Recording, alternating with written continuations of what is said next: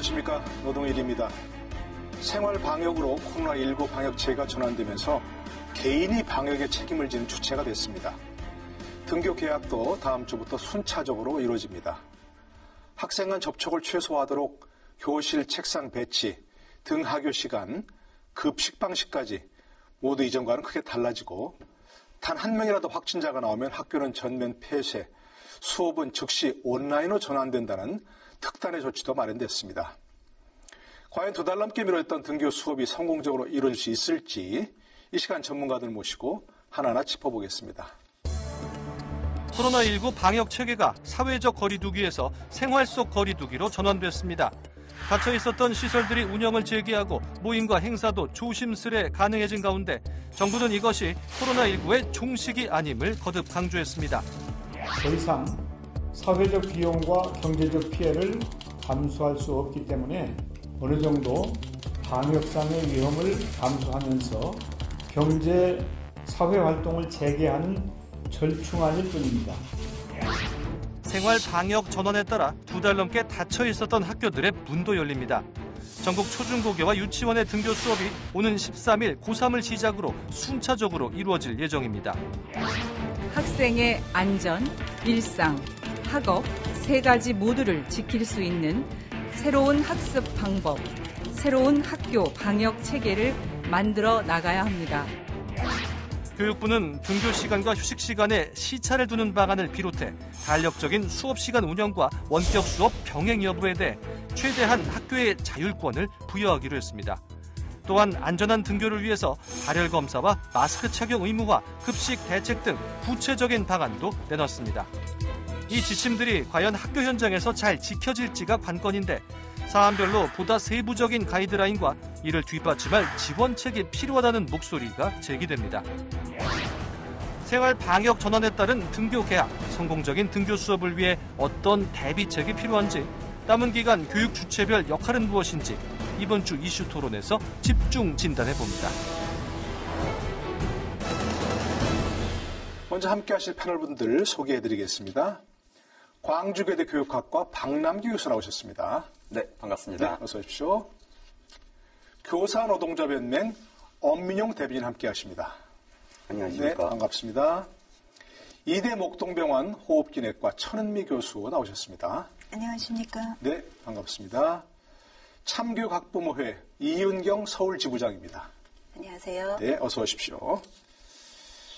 네, 먼저 함께 하신 패널분들의 모두반을 좀 들어봐야 되겠는데요. 이제 생활 방역으로 전환됩니다. 5월 6일부터 이렇게 되죠. 등교 계약은 다음 주 수요일부터 6일까지 이제 순차적으로 이루어지는데요. 이렇게 생활 방역으로 전환되었고 또 등교 계약을 결정한 정부 입장 어떻게 보시는지 네 분의 어떤 생각부터 좀 들어보고 시작할까요? 박남 교수부터. 네네. 저희들이 지금 생활 방역은 그 2차 팬데믹이 우려가 됨에도 불구하고 안전과 경제를 조화시키기 위한, 안전과 삶을 조화시키기 위한 고육지책이다 이렇게 생각할 수 있습니다. 마찬가지로 지금 등교계약도 안전과 학습, 학생의 성장을 조화시키기 위한 고육지책입니다. 네. 그래서 이런 상황 속에서는 저희들이 그 바이러스 대처할 때는 주로 그 컨트롤타워는 중앙정부 질병관리본부가 그 다음에 이제 의사 선생님들이 거기에서 실질적인 역할을 했다면 이제는 컨트롤 타워가 교육부와 교육청으로 옮겨지고 네. 또 그 안에서 병원 대신 학교가 또 의사 대신 선생님들이 집중적으로 그 역할을 하게 될 것이어서 네. 그 안에서 지금 말씀하신 대로 단 한 명이라도 발생하면 그 학교 전체가 다 다시 온라인으로 전환되니까 선생님, 학생 그리고 학부모들이 힘을 모아서 개인이 주체가 되는 방향으로 이동을 해야 할 것 같습니다. 어쩔 수 없는 고육지책이지만 네. 그러나 교육의 책임이 더 커졌다. 교육에 종사하신 분들 이런 말씀이시고요. 우리 엄민용 대변인께서는 현장에 계시니까 네. 더 좀 느끼는 게 많이 있을 것 같습니다. 여태까지 교육부가 이제 계약을 2차례 연기하고 그 다음에 온라인 계약과 원격 수업을 결정하고 그 과정에서의 결정의 근거는 중대본의 의견을 전적으로 수용을 했습니다. 그렇기 때문에 교사들이나 교원단체는 그런 교육부의 입장을 존중한다라고 한다는 의견을 피력을 해왔고요. 네. 특히 이번에 등교 수업과 관련해서는 학부모 대상 설문조사, 그다음에 교원 대상 설문조사, 그리고 교원단체와의 간담회 등을 통해서 사전 의견 수렴을 거친 것이기 때문에 이번 결정 자체는 존중한다는 말씀을 드립니다. 네, 교육 현장에서는 뭐 교육부 입장을 존중할 수밖에 네. 없다 이런 말씀이시고요. 근데 이제 이런 얘기도 있습니다. 이제 박물관, 미술관, 공연장 이런 시설 운영도 재개했고 모임 행사도 원칙적으로 허용됐는데 이제 5월 5일까지가 황금 연휴 아닙니까? 네. 그 이후에 이제 2주 정도 뭔가 좀 잠복기를 보고 사회적 거리두기 연장하고 그 뒤에 이렇게 전환했어야 했냐 이런 의견도 만만치 않은데 천 교수께서는 어떻게 보십니까? 네. 초반에는 원래 그 5월 연휴가 지난 다음에 2주 이후에 하는 것이 맞다. 왜냐하면 잠복기가 2주에 2일에서 한 14일 정도가 되는데 네. 이제 그렇게 생각을 하다가 아마 고3 문제가 조금 심각하기 때문에 조금 일찍 시작을 한 것 같습니다. 근데 보통 잠복기가 평균적으로 2일에 14일이지만 가장 많이 나타나는 기간이 4일에서 5일 정도가 됩니다. 그래서 네. 그 사이에 만일 환자가 한 명이라도 확진자가 발생을 한다면은 다시 그런 강도 높은 사회적 거리두기로 전환을 해야 되기 때문에 우선은 고3 개학을 앞두고 등교를 한 후에 우리가 좀 더 조심스럽게 지켜볼 필요가 있다고 생각합니다. 네네. 우리 저 학부모시니까 여러 가지 걱정이 많으실 텐데 이번 교육부 입장 어떻게 보시는지? 네, 학부모는 환영 반, 걱정 반이라고 보시면 될 것 같아요. 네. 뭐 언제까지 아이들을 하루 종일 집안에 가둬둘 수도 없고, 하지만 또 이제 그렇다고 학교 환경이라는 걸 빤히 아는데 거기가 이제 너무 안전하다고 믿고 보내기에는 또 걱정이 많이 되고요. 네. 마스크를 또 하루 종일 쓰고 있다라는 것도 이제 아이에 대해서 너무 잘 알기 때문에 우리 아이가 마스크를 하루 종일 쓸 수 없다라는 거는 당연한 거니까 그 부분에 대한 걱정도 있고, 그리고 여전히 사실 그 해외 입국자나 무증상자에 의한 감염이 뭐 간헐적으로 나타나고 있잖아요. 그런 상황에서 아이들은 더구나 증상이 나타나지 않는데 이런 부분들을 그냥 발열 체크만으로 가능할까라는 걱정도 있고요. 네. 그래서 너무 이제 학사 일정이나 입시에 쫓겨서 급하게 결정한 게 아닌가 싶은 생각도 있고, 그리고 온라인 계약은 이제 시스템이나 이런 것 때문에 할 수 없이 순차적으로 계약을 했다고 하지만 등교 계약만큼은 완전하게 좀 방역 대책을 갖추고 그렇게 동시에 계약을 했어야 되지 않나라는 그런 생각도 있습니다. 예. 하지만 뭐 어쩔 수 없이 지금 아까 이제 고육주책이라고 말씀하셨는데 이 차선책으로 이렇게 될 수밖에 없는 상황이니까 좀 모두의 지혜를 모아서 차선책이 좀 최선책이 될 수 있는 네. 방법을 찾아야 될 것 같습니다. 예, 여러 우려사항 자세히 짚어주셨는데 좀 하나하나 이따가 함께 보도록 하고요. 지금 엄 선생님께서는 이제 김포 양곡고 현재 교사로 재직 중이시잖아요. 네, 그렇습니다. 그러니까 고3이 먼저 개학할 수밖에 없는 우리 현실 있지 않습니까? 그죠? 예. 입시만 물려갖고 뭐 재수생과 또 비교도 되고 뭐 분리할 수밖에 없다 이런 것도 있고 어쩔 수 없는 상황인데 고3들 성패를 좀 설명해 주시면요. 고3이 이제 13일부터 계약을 한 것은 사실은 입시라고 하는 것에 쫓긴 좀 불가피한 선택이지 않았는가. 네. 그리고 그것에 대한 학부모와 학교 교사들의 좀 요구가 반영된 것이라고 좀 봅니다. 당장 다음 주에 고3 대상 연합학력 평가가 있고요. 네. 그다음에 9월 달에 학생부가 마감이 되는데 지금 이제 온라인 수업이 계속될 경우에 학생들이 등교해서 해야 되는 여러 가지 비교과 활동들이 진행되지 못하는 한계가 있습니다. 그런데 그것이 사실은 수시나 학생부 종합전형과 직결되는 문제라고 하는 거죠. 네, 그렇기 네. 때문에 고3의 경우에는 하루라도 좀 빨리 등교 수업을 할 수밖에 없는 그런 상황이었다라고 봅니다. 그러니까 저희 네, 대학의 이제 사정관에게 물어보니까 이런 문제를 제기하더라고요. 그 얼마나 학생 종합 그 전형할 때 학생부 이 학생부가 상세하게 그 다음에 꼼꼼하게 잘 기록되는가 이게 되게 중요한데 이제 계약이 늦춰주는 바람에 쌤들이 그걸 충실하게 기록할 수 있는 시간 여유가 아주 적다. 네. 그래서 아마 재수생과 재학생 간의 충실도의 차이가 있을 수밖에 없다.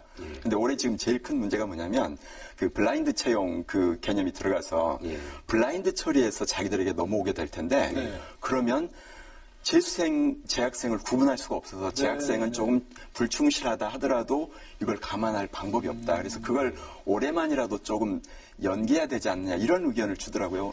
우리 좀 달리 적용해야 된다. 학교 쌤이 보실 때 어떠신가요?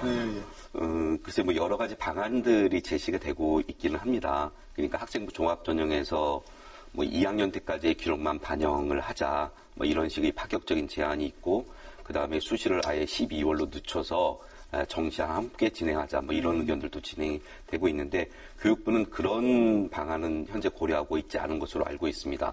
다만 수능을 뒤로 늦췄고 그다음에 그 고3 학생의 학생부 마감일을 이제 8월에서 9월로 이제 연기한 것이거든요. 네네. 그렇게 본다라고 하면은 재수생과의 경쟁 문제에서 현재 고3 학생들이 일정하게 좀 불리할 수밖에 없는 것은 사실이고요. 네. 단순히 그게 수시뿐만 아니라 정시 준비에 있어서도 어려움이 있는 것은 마찬가지입니다. 예. 어떻습니까? 고3 만약 자녀를 둔 학부모라면 굉장히 이런 좀 뭐 아까 말씀하신 여러 문제 때문에 불안해할 수밖에 없는데, 그렇죠? 유난히 우리나라는 그 입시에 대해서는 이런 국가 재난 상황까지도 다 비켜가야 되는 네. 성역입니다, 성역. 예, 그렇죠? 네. 그 부분이 참 제일 이해가 안 되고요. 그리고 재수생에 대해서 이제 좀 불리할 수밖에 없는 상황이다라고 걱정을 한다면. 정부가 그 대책을 마련해야 되는 역할을 해야 되는 거잖아요. 네. 근데 지금 이제 말씀하신 것처럼 2학년 때까지만 학생부를 적용한다든지 그리고 수능 출제 범위도 2학년까지로 대폭 축소를 한다든지 이런 파격적인 방안을 정부가 마련을 해야 되는데 네. 그걸 뭐든지 다 이제 개인한테 감당을 하라고 하고 그랬을 때는 정말 사교육의 힘을 받을 수밖에 없는 공교육의 역할이 무엇인지에 대한 문제 제기를 할 수밖에 없는 거고요. 네. 그래서 지금 이제 고3을 13일 날 등교시키는 이유가 전국 모의고사 때문인데 만약에 감염자가 한 명이라도 나와서 학교가 폐쇄된다면 결국 그 학교는 빼고 전국 등수가 나오게 되고 그렇게 이제 입시에 쫓기고 학사 일정에 쫓겨서 개학을 한다라는 게 이게 누구도 예측할 수 없는 상황이 발생했을 땐 그럼 어떻게 할 것이냐 이런 부분들은 좀 정부가 짚어봐야 될 것 같습니다. 그러니까 비상 상황에 맞는 그런 파격적 대책이 필요하다 이런 말씀이신데. 네, 말씀하시죠. 이제 수능 출제 범위를 조정하는 거는 이제 그런 의견들이 나오기는 하는데 이제 현실성이 없는 게 선택 과목들이 있는 겁니다. 네네네. 예, 지금 이제 선택 교육 과정들이 이제 2015 개정 교육 과정이 그렇게 됐기 때문에 한 과목에서의 범위를 줄이는 게 아니라 어차피 1, 2, 3학년 배우는 과목들이 다 다르기 때문에 연쇄적인 수능 출제 범위를 문제가 조절하는 것은 없어요. 그거는 이제 그 평가에 있어서 좀 현실성이 알겠습니다. 좀 없는. 네. 그러니까 초등학생들은 근데 또 1, 2학년부터 나중에 순차적으로 근데 저학년부터 지금 이제 등교시키겠다는 겁니다. 근데 아무래도 지금까지 이제 초등학생들은 가정에서도 돌보기 어렵다 이런 문제도 좀 고려가 됐을 것 같은데 근데 초등학생들 오히려 위생관념도 철저하지 못하고 이 접촉도 자기들끼리 뭐 빈번한 학생들끼리 그죠? 친구들끼리 또 말도 잘 안 듣지 않습니까? 오히려 더 위험하다 이런 말도 있는데 어떻게 보세요? 네, 저도 이제 얘기를 할 때 항상 그랬어요. 그러니까 저학년은 제일 나중에, 특히 초등학교 저학년은 나중에 하거나 전체 1학기를 온라인으로 했으면 좋겠다 얘기를 했었습니다. 왜냐하면 아이들은 이 교육이 아직 안 돼 있고 또 말씀하신 대로 뭐 부모님이나 교사분이 마스크를 쓰라고 해도 답답하니까 벗게 되죠. 그리고 이제 개인위생도 철저한 면이 조금 부족해서 고학년 위주로 먼저 개강을 하고 그다음에 저학년은 상태를 봐서 정말 안정화되면 좀 고려를 해보자.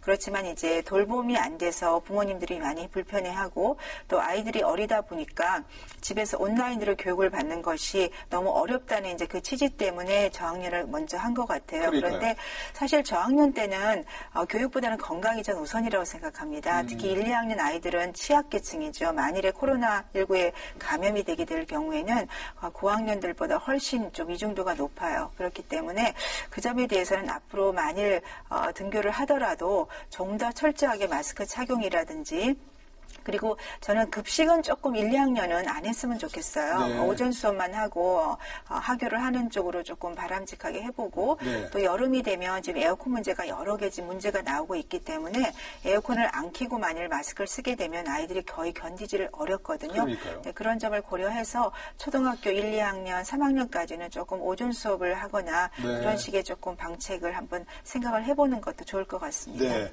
저도 뭐 거기에 대해서 공감을 합니다. 그 부분, 그러니까 오전 수업만 하자는 건 참 괜찮은 어쩌면 우리가 시도해야 될 거고요. 근데 이 저학년부터 개학을 한 이유가 제가 그동안에 강력하게 저학년 주장을 했는데 그렇습니까? 대부분 나라들도 다 저학년 합니다. 왜냐하면 저학년부터 해서 순차적으로 인터넷 학습 약자들이 존재하는데 세 가지 유형이에요. 근데 그 중에 하나가 초등학교 저학년 아이들입니다.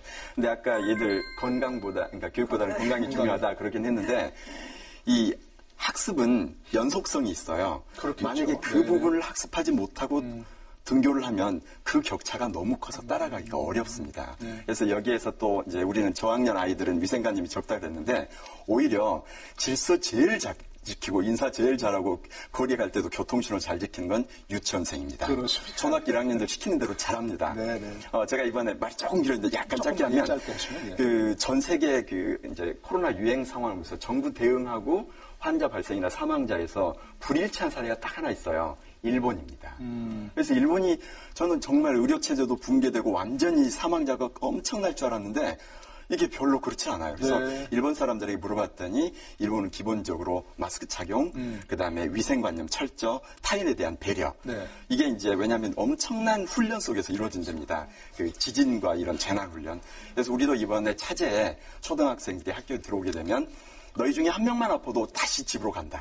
그래서 그걸 좀 철저하게 같이 토론도 하면서 아이들이 차제 민주시민으로 성장할 수 있도록 네. 이걸 활용한다면 오히려 더 의미 있는 교육이 되리라 이렇게 생각을 합니다. 네. 여기에 덧붙여서 이 안전하다고 이제 완전히 해제가 될 때까지만이라도 초등학교 저학년은 1교실 2교사제를 좀 지원을 해줬으면 좋겠어요. 교사를 더 지원해 네, 줍니다. 그러니까 보조교사를 좀 지원을 해서 선생님들이 아이들 일일이 데리고 뭐 화장실에서 손 씻기, 뭐 마스크 쓰기 뭐 이런 것들을 다 그렇게 담임 선생님 혼자서 관리하기가 쉽지 않거든요. 네, 네. 가뜩이나 손이 많이 가는 저학년 아이들이니까 이번엔 좀 보조 인력을 투입해서 1교실 2교사제로 그렇게 운영을 했으면 하는 바람입니다. 네, 그것도 좀 생각해봐야 할 문제 같고요. 싱가포르 사례를 많이 얘기합니다. 그렇죠? 싱가포르가 방역 모범국이었는데 개학 후에 일상을 복귀한 지 1개월 만에 확진자 수가 14배로 늘었다.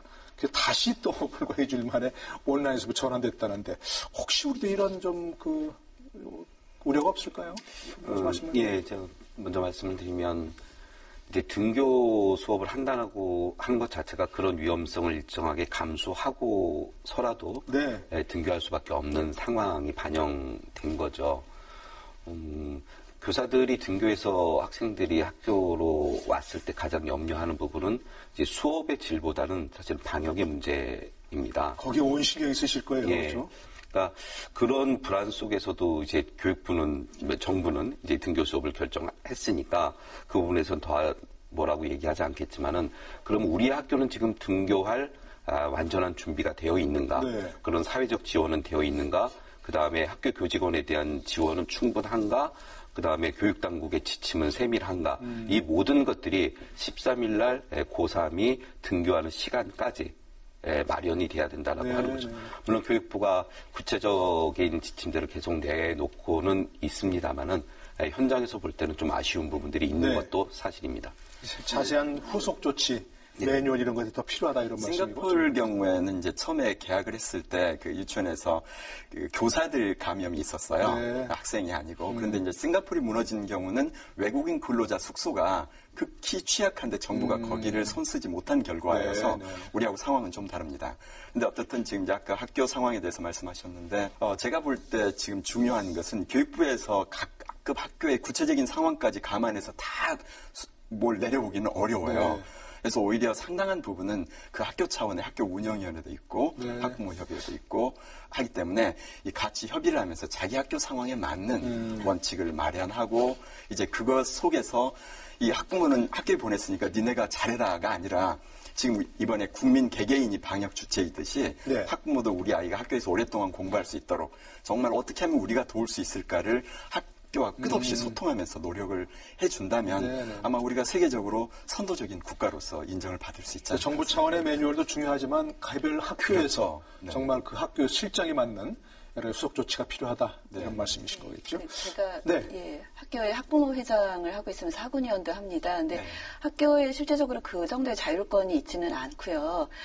정부가 어느 정도 그 큰 틀에서 잡아줘야 되는 지원책들은 당연히 있어야 된다고 아까 말씀드린 생각합니다. 교사를 좀 총괄한다든가 예를 들면 이제 선생님들이 방역까지 책임지기에는 지금 인력이 너무 부족하거든요. 그러면 지금 이제 보건교사 같은 경우도 90% 가까이 좀 학교별로 준비를 했다라고 발표는 했지만 네. 사실 학교당 보건교사 한 명이 아니라 학생 수당 한 명 이런 식으로 보건교사가 더 많이 필요한 곳은 더 많이 지원을 해주고 네. 그리고 이제 증상이 있는 학생을 그 보호자에게 인수인계하기까지의 방역 전문가가 따로 상주하고 있으면서 그렇게 인수인계를 해야 되지 사실 수업을 하던 선생님이 갑자기 아이가 열이 난다고 그 아이를 데리고 갔을 때 교사 감염이라든지 이런 부분도 굉장히 우려가 되거든요. 네. 사실 그 방문 간호사나 이런 그 인력 풀은 보건소에서 다 갖고 있습니다. 네. 그래서 지자체와 다 협력을 하고 여러 부서가 협력을 해서 그 한 사람 한 사람을 다 어떻게 하면 케어를 할 수 있을까를 좀 다각적으로 그렇게 방법을 모색을 해야 될 것 좀 같습니다. 보건 인력들을 더 파견한다든가 학교마다 네, 그런 방안을 강구해야 된다는 예, 말씀이죠. 방역까지 선생님들한테 다 맡기진 네. 않았으면 좋겠다는 거죠. 학교 이제 학생들이 등교하면 뭐 발열 검사 다 한다는 거죠. 온도계도 다 있고 이렇게 하더라고요 보니까. 그리고 또 자가 진단도 해야 된다 이런 건데 아까 이제 마스크도 말씀하시고 또 이제 에어컨도 말씀하시는데 학생들이 하루 종일 마스크 끼고 있어라. 이것도 사실 참 강제하기 어려울 것 같고 그렇죠. 또 마스크가 혹시 없거나 또 뭐 찢어지거나 문제가 생기면 그걸 어떻게 또 학교에서 마련했다가 해야 되는 건지. 매스크 보니까 그런 거 있어요. 에어컨 틀지 말라고 지금 일단은 그렇게 얘기했다는데 날씨가 더워지면 에어컨 어떻게 해야 됩니까? 뭐? 이제 가장 큰 문제가 이제 학교 개강을 하기 전에 사실은 이제 마스크는 뭐 방송에서 준비가 된 것처럼 돼 있어요. 네. 그런데 이 마스크가 이제 조금 써보시면 알겠지만 지금 KF94는 절대 쓸 수가 없고요. 우리가 이제 쓸 수 있는 게 이제 KF80이나 치과용 덴탈 마스크예요. 네. 그래서 저는 개인적으로 덴탈 마스크를 추천을 하는데 왜냐하면 덴탈 마스크 같은 경우는 병원에서 의료진이 쓰고서 저 같은 경우는 아침 8시부터 저녁 5시까지 그걸 쓰고 있어요. 네. 그리고 수술 하루에 하나 쓰십니까? 그렇죠. 네네. 수술장에서도 그걸 쓰고 장시간 수술을 할 수가 있습니다. 그래서 아이들을 위해서는 지금은 우리가 확진자가 많이 줄었기 때문에 어떤 지역사회 감염 자체가 분명히 있기는 하겠지만 과거 같지는 않기 때문에 치과용 덴탈 마스크를 조금 학교에 구비를 해주시면 아이들도 좀 편하게 사용할 수 있고 두 번째로는 에어컨 문제인데요. 에어컨을 분명히 틀어야 될 거예요. 학교에 수업을 하게 되면. 그래서 아까 제가 오전 수업을 말씀을 드린 게 에어컨을 틀 수 없는 상황이다. 지침이 그렇게 내려왔다면 저학년은 오전 수업만 하고 네. 고학년이나 중고등학생 같은 경우는 덴탈 마스크를 쓰되 에어컨을 주기적으로 조금 틀어주면서 이제 창문을 열어놓는 거죠. 환기를 하는 게 그렇죠. 중요하다. 예, 조금 냉방이 덜 되더라도 창문을 열어놓고 에어컨을 틀고 점심시간이나 뭐 체육시간 같은 아이들이 없는 경우에 전체 환기를 다 시켜주거나 네. 이런 식의 조금 어떤 다른 지침을 좀 내려주면 어느 정도는 도움이 될 것 같습니다. 하지만 네. 에어컨 자체가 분명히 감염의 원인은 될 수 있다고 되어 있습니다. 네. 그 하여튼 뭐 에어컨을 틀더라도 환기가 중요하다. 네, 조금 같이 병행을 그런 하는 것도 게 좀 필요합니다. 자세한 지침이 좀 있었으면 네. 좋겠다는 생각이 들고요. 근데 사실 이제 학교는 문을 닫았지만 학원들은 지금 운영 중이래잖아요. 네, 학원은. 그렇죠? 근데 거기 현재 크게 뭐 문제가 없는 걸 보면 어떤 그런 것도 학교를 열어도 뭐 너무 우려할 건 아닌가 싶기도 하고. 지역 확진자들이 발생을 하면서 부모님들이 걱정을 하면서 학원도 일정하게 3월 달에는 안 보내시더라고요. 네.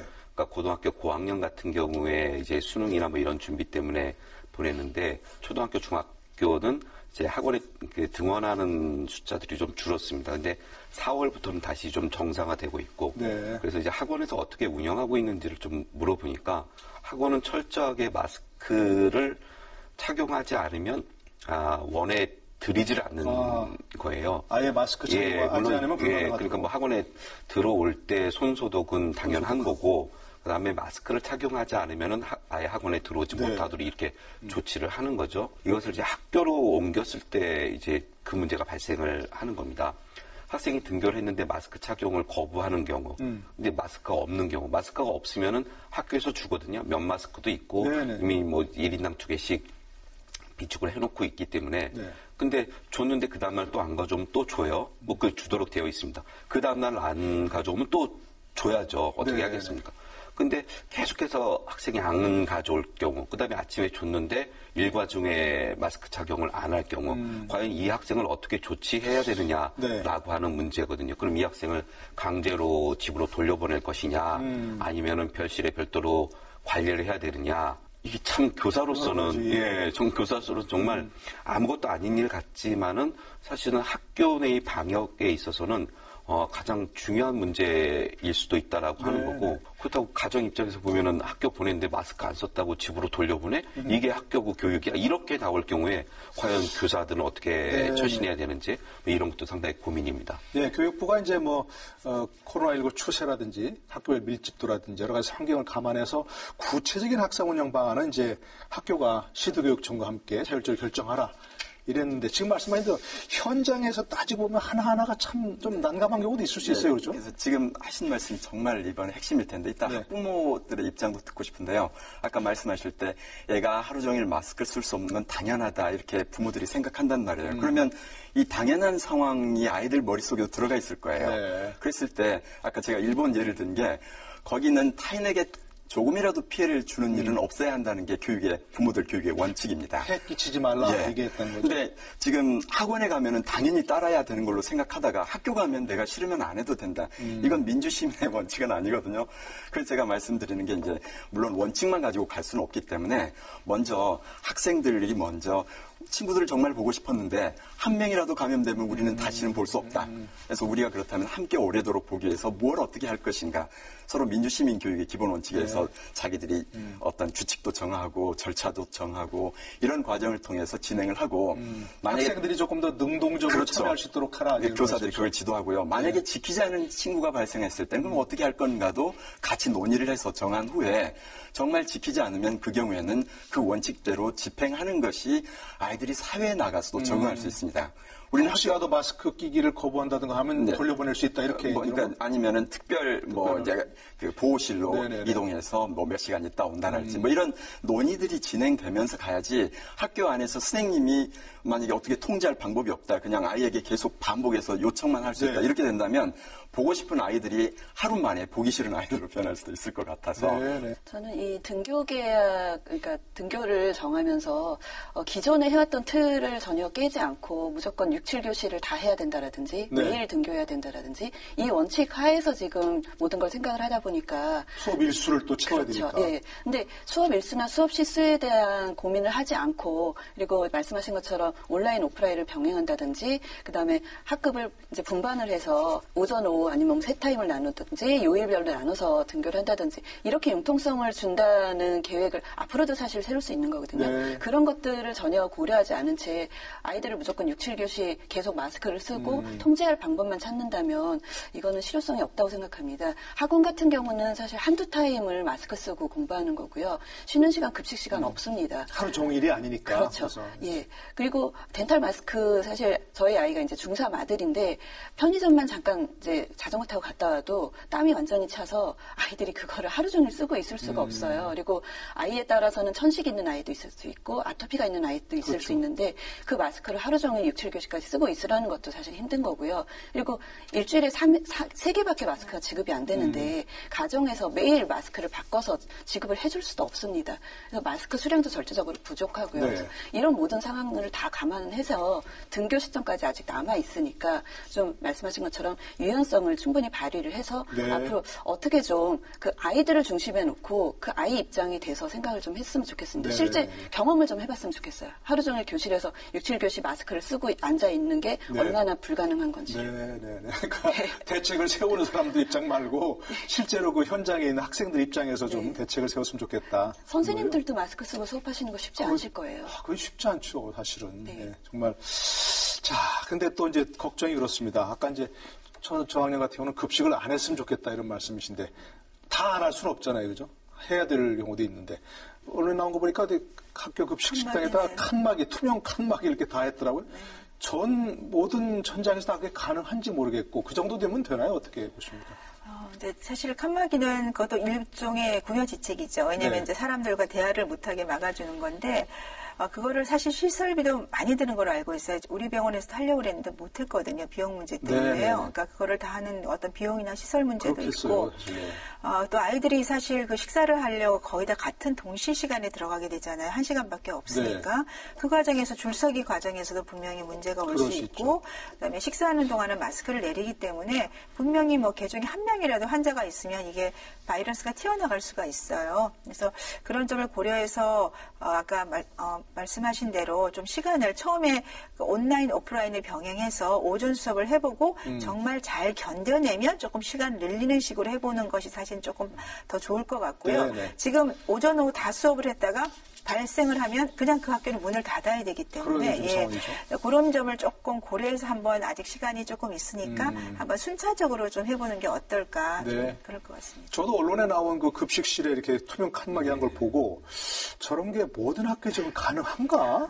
돼 있는가 하는 의문이 들었는데 어떻습니까, 현장에서? 제가 알고 있기로는 교육부가 이제 아크릴판을 이제 설치하는 거, 그다음에 급식실뿐만 아니라 학생의 교실 책상에도 앞면과 옆면 아크릴판을 설치하는 것을 초보적으로 검토했던 것으로 저는 알고 있습니다. 그런데 일선 전학교 된 게 아닌 거죠? 예. 일부 학교에서 이제 자체적으로 그런 걸 설치한 학교는 있습니다만은 거의 이제 검토 단계에서 아마 저는 포기한 것으로 보고요. 그렇습니까? 이 급식과 관련해서 좀 말씀을 드리면은 여하튼 제일 걱정이 이제 급식입니다. 학생 다중이 한정된 공간에 이제 모이는 문제가 발생하는 거니까요. 지금 이제 학교에서 준비하고 있는 것을 말씀을 드리면 일단 그 급식 식탁에 모두 학생 개인 이름과 번호가 부착이 되어 있습니다. 그러니까 고정석으로 운영한다라고 하는 거예요. 그리고 이제 배식도 자율 배식이 아니라 조리종사원들이 급식해주는 형식으로 식판과 수저도 나눠주는 형식으로 다 이렇게 운영하도록 이미 지침이 내려왔습니다. 그리고 한 학년이 식사를 한 다음에 소독을 하고 그 다음 학년이 식사를 하고 그런데 이럴 경우에 급식 시간이 무한정 늘어나는 문제가 발생을 하는 거예요. 점심 시간을 뭐 한 2시간, 3시간 지금 저희들이 한번 이제 영양교사 선생님의 자문을 받아서 저희들이 한번 시뮬레이션을 해봤는데 180명이 있는 중학교입니다. 기존의 50분 급식 시간이 2배가 걸리는 거예요. 그렇죠. 50분이 이제 120분이 걸리는 거예요. 그 매뉴얼대로 그대로 준영해서 식사를 운영할 경우에 학교 일과 시간이라고 하는 것이 한정되어 있는데 급식에 2시간이 걸리고 그다음에 학생들이 막 500명, 1000명이 넘어가는 데는 큰 학교는 큰 학교는 그럼 거의 뭐 도대체 급식 시간에 얼마의 시간을 소비해야 되는지 그 지금 이제 교육부나 이제 방역 당국에서 제시하는 기준을 맞춰서 급식을 할 수 있는가? 사실은 이런 문제들이 학교에서는 하나하나 정말 중차대 문제일 수밖에 없는 거죠. 그래서 도시락으로 대체해서 교실 내에서 먹게 한다든가 그거는 안 되나요? 네, 그런 것도 이제 고민을 하고 있습니다. 그래서 초등학교 저학년 같은 경우에 1, 2학년은 이제 오전 수업만 하고 급식 이제 도시락 줘갖고 이제 보내고 이제 오전 오후 수업 뭐 이런 것도 검토하고 있고 여러 가지 방법들을 하고 있지만은 여하튼 이 상황은 이전에 정상적인 학사 운영과 일과 운영으로는 해결할 수 없는 상황이다. 안 되는 상황이죠. 그러니까 똑같이 40분, 45분, 50분 수업을 해갖고 지금의 학교를 운영할 수가 없다. 네, 뭐 이런 거기 때문에 학교 운영과 학사 일정에 있어서의 탄력적인 운영이라고 하는 것이 절대적으로 필요한 시기입니다. 네, 아까 이제 우리 말씀하신 것처럼 이 비상 상황이니까 과거였던 뭐 기존의 규범이라든지 얽매이지 말고 뭐 비상한 대책이 필요하다 말씀하신 게 그런 것 같습니다, 그렇죠? 예. 네.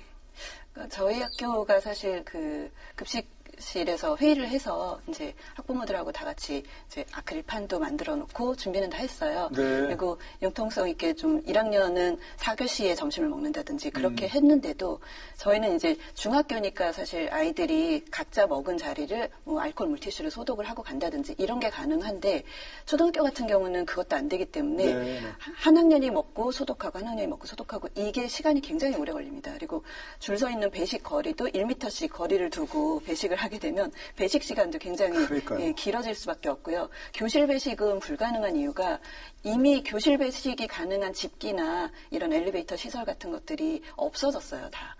급식실을 따로 만들고 그러면서 옛날엔 교실 배식이 가능했지만 지금은 그게 없는 상태에서 다시 그걸 구입하기도 힘들고요. 도시락 말씀하셨는데 교실에서 도시락을 먹는 건 예전에 콜센터 상황하고 똑같다고 보시면 됩니다. 더 위험할 수 있다. 그렇죠.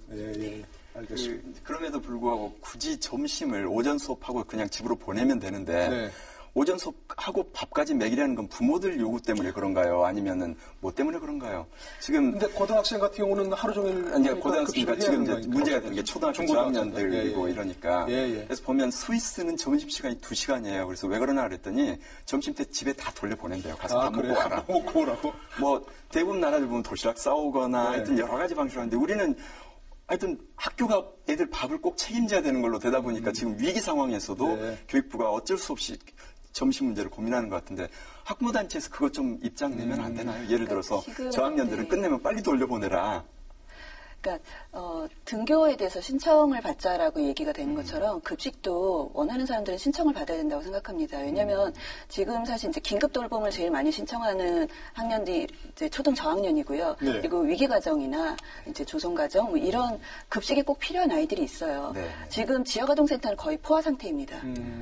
이게 지역하고 같이 상의를 해서 그런 이제 틈새에서 고통받는 아이들에 대한 대책을 세워야 되는데 지금 학생이라는 이유만으로 그걸 전부 교육부에만 집중을 시키고 있거든요. 그래서 지자체와 전 같이 정부가 나서서 지금 그렇죠. 대책하고 해야 되는 그 거죠. 중에 하나도 이제 급식이 꼭 필요한 아이들은 신청을 받아서 이렇게 좀 거리를 유지해 가면서 급식을 할 수 있게끔 그런 방안을 모색을 해야 된다고 생각합니다. 아까 말씀하실 때 등교도 그럼 선택을 해서 할 수 있도록 하자. 그게 가능한가요, 그런 게? 저는 등교 선택권은 줘야 된다고 생각합니다. 등교 선택권을? 네. 그러면 등교하지 않는 학생들은 그러면 온라인을 온라인으로 병행하는 거죠.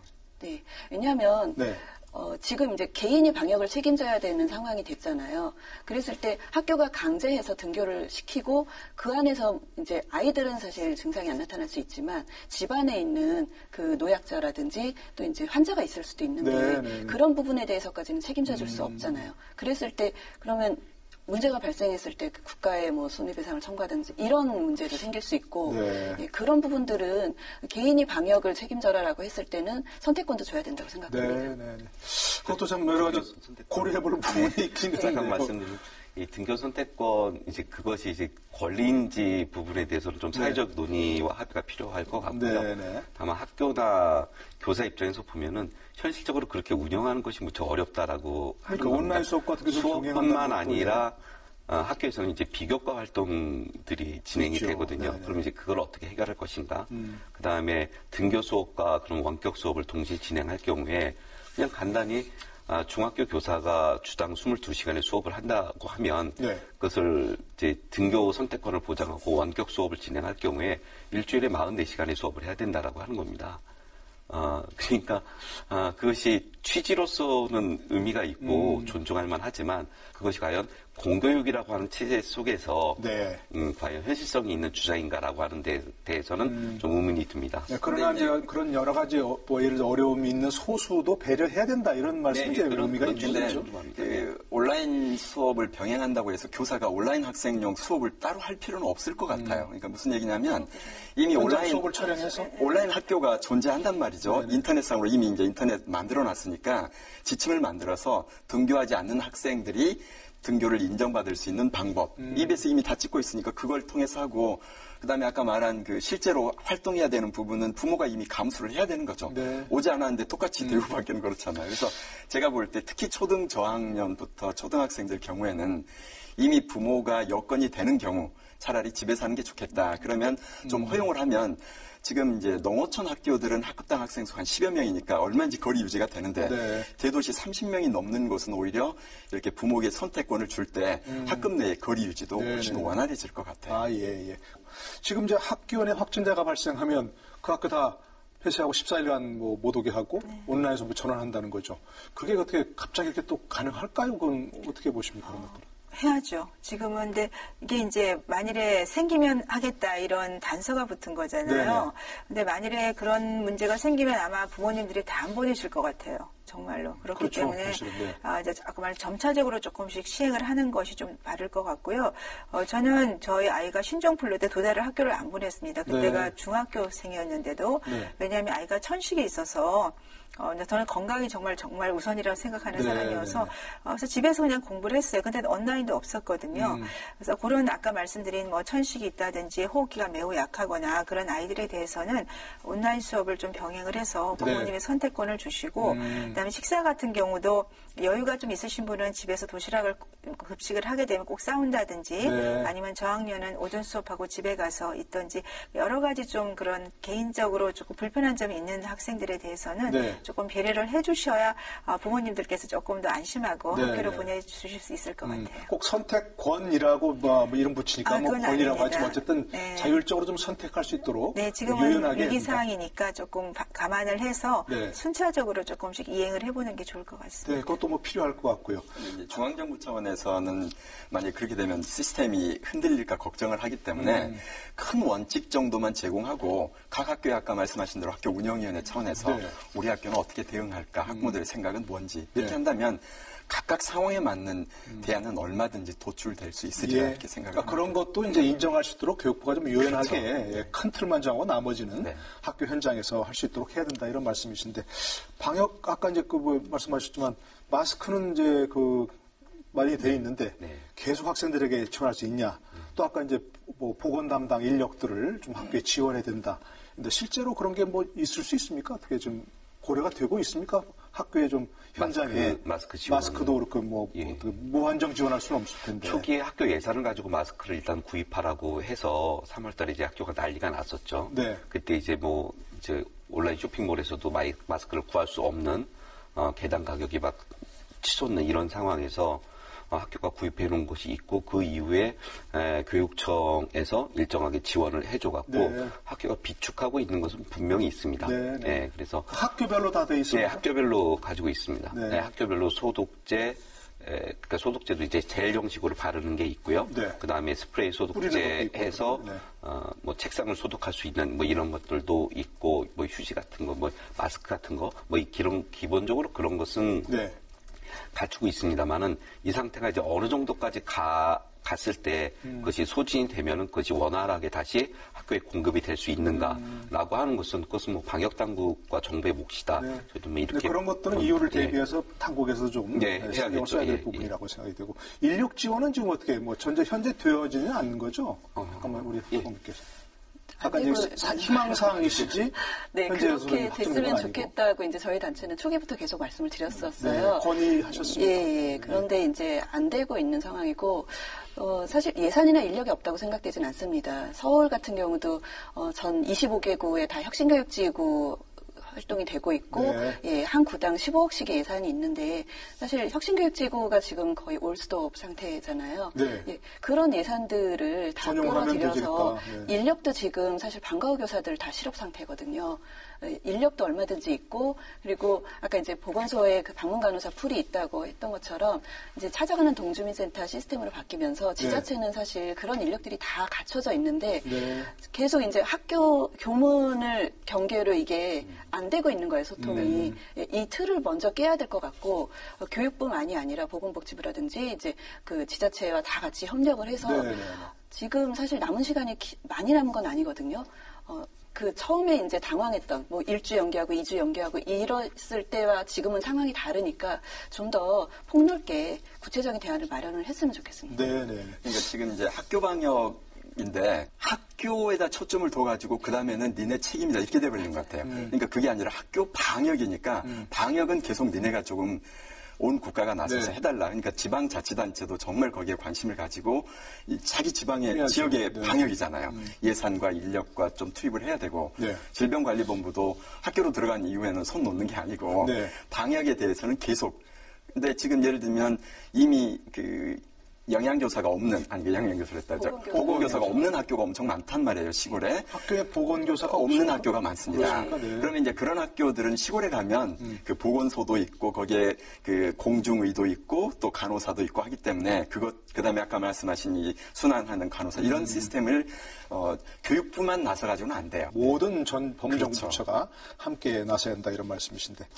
자, 이제 일부에서 얘기한 것처럼 코로나 이전과 코로나 이후 세상이 달라질 수밖에 없다 이런 얘기인데 교육 분야에서는 정말 특히 그런 것 같습니다. 그렇죠? 온라인 교육이 앞으로 어떤 교육의 새로운 패러다임으로 가질 수 있지. 그거는 어떻게 보십니까? 현장에서 보실 때. 이제 많은 분들이 이제 우리 공교육이 새로운 미래를 준비해야 되는 것 아니냐 이렇게 말씀을 하시는데 원격 수업이 이제 4주째 되거든요. 그러니까 이 4주간의 원격 수업을 가지고 미래의 새로운 그림을 그리기에는 저는 이제 한계는 분명하다라고 봅니다.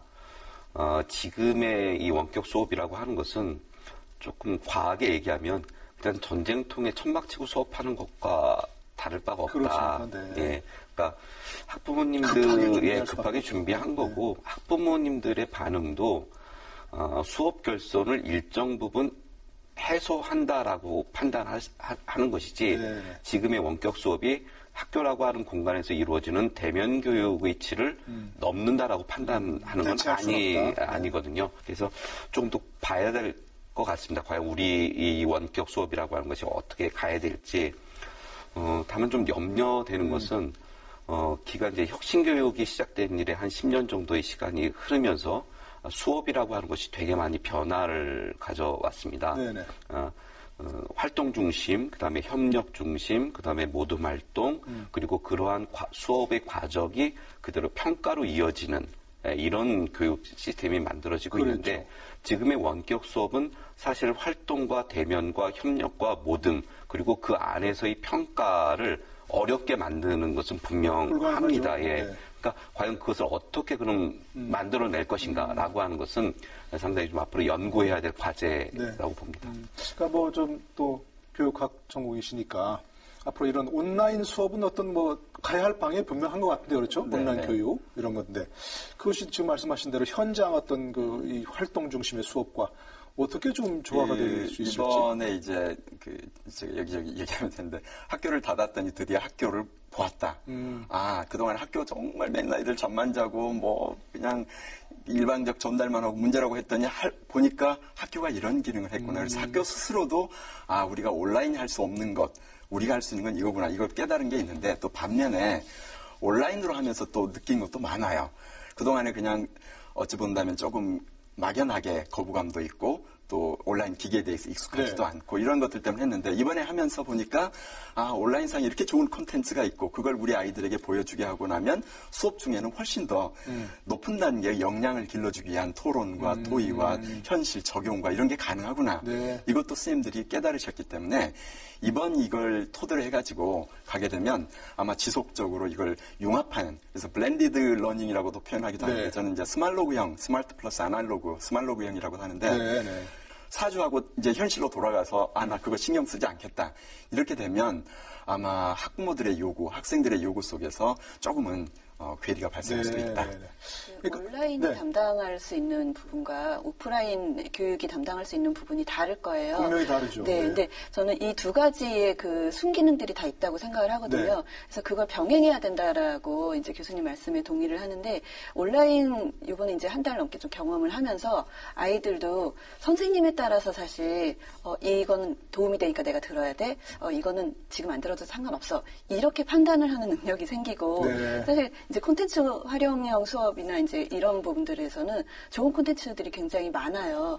그래서 우리한테 계속 과제가 됐었던 고교학점제에서 이제 2025년부터 시행을 한다고 했지만 계속 도서지역이나 이런 데는 그러면 교사를 어떻게 할 것이냐 이렇게 걸림돌이 됐던 게 어떻게 보면 이 온라인 교육으로 물꼬를 틀 수도 있겠다라는 생각도 들고 더 나아가서는 아이들이 이 나라에 태어났지만 다른 나라에 원하는 학교에 뭐 수료증을 받을 수도 있겠구나. 라는 희망도 좀 생기는 거죠. 그리고 이제 분명히 면대면으로 교육이 필요한 부분들이 있어요. 근데 현재 학교에서는 사실 쏟아져 내려오는 법령이나 이런 것 때문에 굳이 하지 않아도 되는 것까지 하는 것들도 너무 많거든요. 그래서 이번에 완전히 틀을 깨는 작업이 있지 않으면 사실 이 다음 단계로 나가기는 쉽지 않다고 생각을 합니다. 세상은 바뀌고 있는데 여전히 옛날의 틀에 맞춰서 학교는 달라지지 않거든요. 그래서 그 부분을 지금 고민하지 않으면 늦는다고 생각합니다. 교육부가 뭐 이 말을 들으면 어떻게 생각할지 모르지만 이 상황에서 교육부가 얻은 유일한 성과는 고교학점제를 어떻게 운영해야 되는지에 대한 힌트를 얻었을 것이다. 지금 이제 이윤경 지부장님이 말씀하신 것처럼 고교학점제는 선택형인데 작은 학교에서는 선택형 교육과정을 운영하기가 극히 어렵거든요. 근데 이 원격 수업이 그 해답을 지금 제시했습니다. 온라인 교육을 분명히 이제 필요한 좋은 부분이 있으니까 실시하고 그걸 심화하기 위해서 오프라인에서 만나서 함께 토론하고 그런 것들이 참 좋을 것 같고요. 아까 잠깐 말씀하셨지만 이제 가을쯤에는 분명히 또 새로운 어떤 유행이 올지도 모른다는 게 전문가들의 많은 의견인 것 같습니다. 어떻게 보십니까? 그 부분은 앞으로 이제 그 새로운 또 유행이 있을 수 있다? 그렇게 보십니까? 네, 우선 이게 스페인 독감을 많이 비유를 해요. 스페인 독감이 1차보다 2차 가을, 겨울에 굉장히 많은 사상자를 냈었고 이 코로나19가 기존의 사스 메르스와 다른 게 독성은 매우 약하지만 전파력이 지금까지 어떤 코로나 계통의 바이러스보다 강하거든요. 그래서 사실 항체 검사를 통해서 10배에서 한 55배 정도가 감염자가 많다고 외국에서 보고가 되고 있고 네. 국내도 아마 검사를 하게 되면 그 정도 나올 것 같아요. 10배 이상 나올 거라서 그거를 우리가 걱정하는 거죠. 무증상인 감염을 걱정하고 있고 네. 그렇지만 지금 글쎄 독감같이 어떤 치료제라든지 그리고 백신이 없거든요. 그런 상태에서 2차 만일 대유행이 오게 되면 또 지금과 같은 이런 사회적 거리두기, 경제활동 못하는 이런 문제가 생길 수 있다고 생각을 하기 때문에 전 세계적으로 뭐 지도자들이 전부 공동으로 지금 백신 개발을 하고 있고 치료제 같은 경우도 무상으로 좀 배부를 할 정도로 네. 전 세계적인 문제라고 생각합니다. 그래서 아마도 뭐 겨울이 오더라도 지금 여름에 혹시 또 따뜻해지면 바이러스가 좀 적어질까 하는데 좀 사실은 약화될 수 있다 이런 얘기도 있는데. 중동이나 그런 데 굉장히 많거든요. 네. 그것도 아닌 것 같아요. 이 바이러스는 정말 특이한 바이러스라고 생각이 들고 앞으로 연구를 통해서 점차 밝혀지겠지만 네. 그 전까지는 우리가 개인위생을 지켜서 최대한 병에 안 걸리게 하고 지금 빠르면 9월 정도에도 백신이 나올 수 있다는 그런 보고도 있어요. 네. 늦어도 내년 봄까지 1월에는 아마 미국에서도 백신을 개발을 하겠다고 하기 때문에 그때까지는 우리 국민 전체가 지금처럼 꾸준하게 이런 생활 방역을 해주면서 지켜가는 것이 맞다고 생각합니다. 네. 뭐 코로나가 또 이제 올 수도 있고 또 앞으로 이제 포스트 코로나 시대에 교육은 좀 어떻게 바뀌어야 되는지 아까 이제 온 오프 온라인 교육도 얘기하셨는데 뭐 현장에서 좀 느끼시는 것들도 좀 얘기해 주시면요. 근대교육 이후에 학교라고 하는 한정된 공간에서 학생들을 밀집시켜 놓고 하는 교육이 이제 더 이상 그 가치를 지속할 수 있을 것인가? 에 대한 아주 근본적인 질문을 제기한 것 같습니다. 근본적인 물음이 좀 필요하다. 예, 물론 여기저기서 다른 방식의 학교와 교육들이 제기됐긴 하지만은 지금과 같은 공교육 시스템이 네. 이제 한번 새롭게 자기 자신을 되돌아보고 미래 사회에 맞는 또는 이런 비상 상황에 맞는 그런 시스템을 어떻게 좀 준비해 놓을 것인가 네. 라고 하는 부분에 대한 고민이 있어야 될 거라고 봅니다. 네, 교육부 당연히 이제 교육의 현장에서도 고민하셔야 될 것 같고 단순히 이건 교육부에 맡겨놓을 문제가 아니고 범정부 차원에서 대책을 세운다는 것인데 뭐 그런 차원에서 좀 말씀해 주시면 좋겠습니다. 일단 이제 학교 교육의 역할과 관련해서는 실은 이번을 계기로 우리가 이제 진지하게 고민을 하면서 우리가 항상 논의의 창이 열린다고 하는 네. 좋은 시절이 열린 게 미국은 홈스쿨링이 급증하는 추세를 보입니다. 네. 반면에 독일은 홈스쿨링 법으로 불가합니다. 그러니까 그건 사회가 선택을 하는 거죠. 왜냐하면 독일이 생각할 때는 이건 학교에서 더불어 살고 배려하고 함께 사는 민주시민을 기르는 공교육, 의무교육 기관에는 함께 살아야 된다는 입장이고 미국은 이제 개인의 자유를 강조하기 때문에 자율권을 많이 주는 하여튼 방향으로. 자유 경쟁 속에서 간다는 입장이기 때문에 우리는 그렇다면 그걸 어떻게 조화시킬 것인가를 그러니까 학교가 해야 될 역할, 한계는 뭔지 진지한 고민이 하나 필요해 보이고요. 네. 그 다음에 이제 교육과 관련해서 아까 말씀드린 것처럼 예를 들면 온라인 학습을 하게 되면 온라인 학습 약자가 존재하고 또 온라인 교육 약자도 존재합니다. 네네. 온라인 학습 약자는 아까 말한 세 가지 유형이었는데 하나가 이제 우선 초등학교 저학년 아이들, 그 다음에 또 하나는 기존의 취약계층 자녀들도 온라인 학습 약자입니다. 왜냐하면 온라인 학습은 집에서 누군가 도우미가 있어야 되거든요. 또 컴퓨터, 와이파이가 더 안돼야 그렇죠. 되고. 그런 부분이 있고요. 또 하나 있어요. 뭐냐면 기초학력이 미달되고 또 학습 동기가 부족한 아이들. 이런 경우는 부모도 감당이 안 돼요. 그래서 이러한 온라인 학습 약자들의 경우에는 도우미가 정말 필요합니다. 그런데 그걸 학교가 감당을 다 할 수가 없어요. 그래서 가정도 감당할 수 없는 그렇죠. 것이고. 지역사회가 나서달라고 하는 이유가 지역사회가. 이건 자기 주민이에요. 그리고 지금 당장 생계를 위해서 돈을 나눠주듯이 이건 미래 생계하고도 관련이 되거든요. 그러니까 교육은 자꾸 얘기하는데 온 마을이 나서야 된다고 입으로 얘기는 하지만 네. 실제로 보면 자기 자녀가 아닐 경우에는 관심이 없어요. 그렇습니다. 그래서 이번 기회에 우리가 코로나 바이러스를 잡기 위해서 온 사회가 나섰듯이 이 교육을 위해서도 온 사회가 힘을 모아야 된다. 이런 인식을 가지고 정부 차원에서도 네네. 사회 차원에서도 대응이 예. 필요합니다. 선생님들의 역할이 좀 달라졌다고 생각을 해요. 네. 이제 더 이상 지식 전달자가 아니라 그 길잡이로서의 역할을 좀 해주셔야 되지 않나라는 생각이 들고요. 저희가 온라인 계약을 했을 때 중3, 고3 학부모 500명 넘게 설문조사를 한 적이 있습니다. 그때 학부모들이 제일 원했던 건 제대로 된 뭐 지식을 가르쳐 달라가 아니라 아이들한테 전화 한 통화 해줬으면 좋겠다. 아이들이 진로를 고민을 하고 있을 때 선생님이 따뜻한 상담 한번 해줬으면 좋겠다라는 거였거든요.